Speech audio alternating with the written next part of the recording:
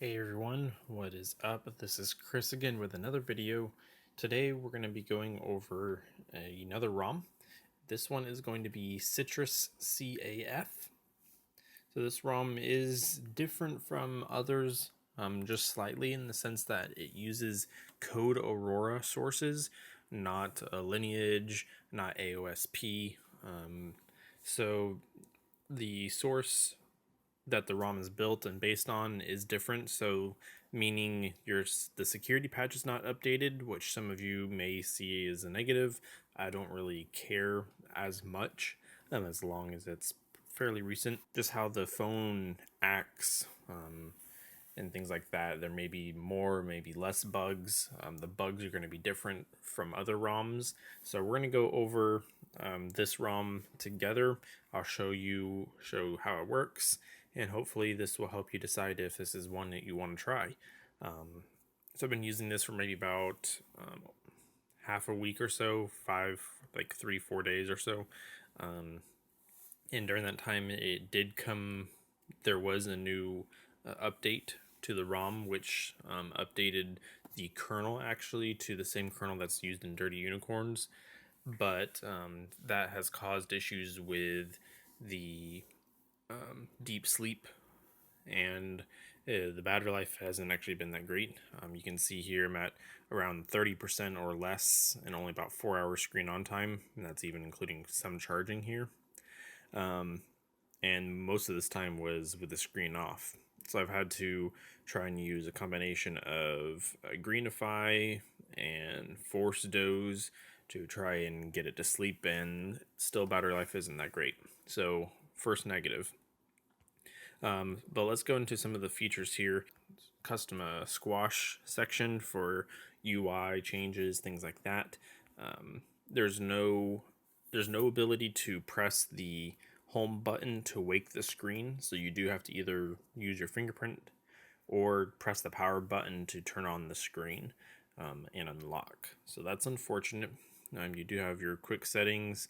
You have the ability for advanced tiles for, let's say, GPS, Wi-Fi, things like that, Bluetooth, and so on.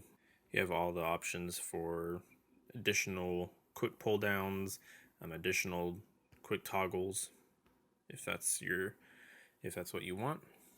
You have also the ability for turning off status bar icons, specific ones. You can change the location of the battery, or the clock changes the battery icon type, put text within, let's say, the circle. You could have the text inside like that. Overall, the speed is fairly quick. I do notice, just like when scrolling through sometimes web pages, this is the pixel launcher, so scrolling through here you can see it kind of like stutters, lots of drop frames just scrolling through this. It's not as buttery smooth. That's another unfortunate thing. Scrolling through Google Plus posts like that, it's stutters, so it's not buttery smooth like other ROMs. Let's get back into some of the custom settings. You have double tap to sleep, lock screen. You have this lock screen charging, so basically it tells you the voltage and the temperature of the battery when you have it plugged in, and that shows that on the lock screen.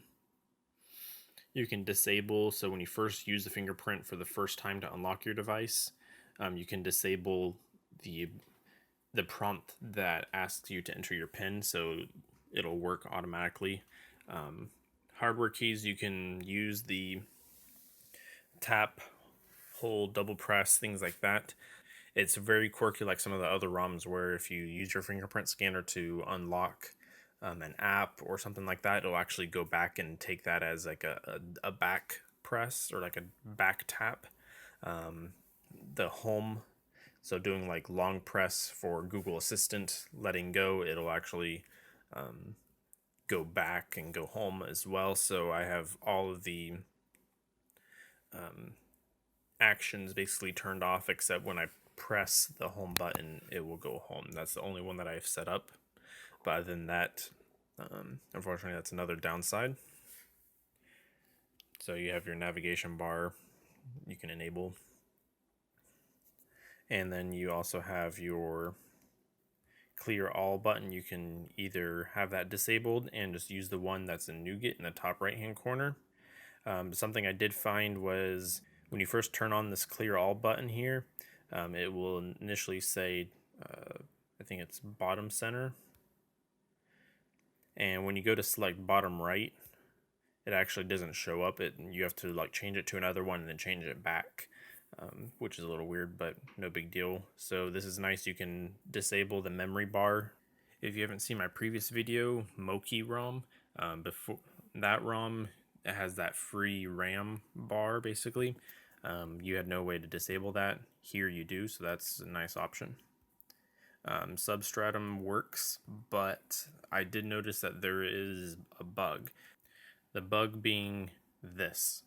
So basically, this is not supposed to look like that. This is going to be the theme for in pixel dark.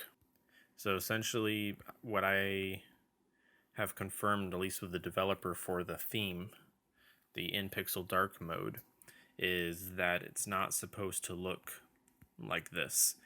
Basically, the source or wherever, however they have this ROM built, basically they have some of the system UI settings incorrect.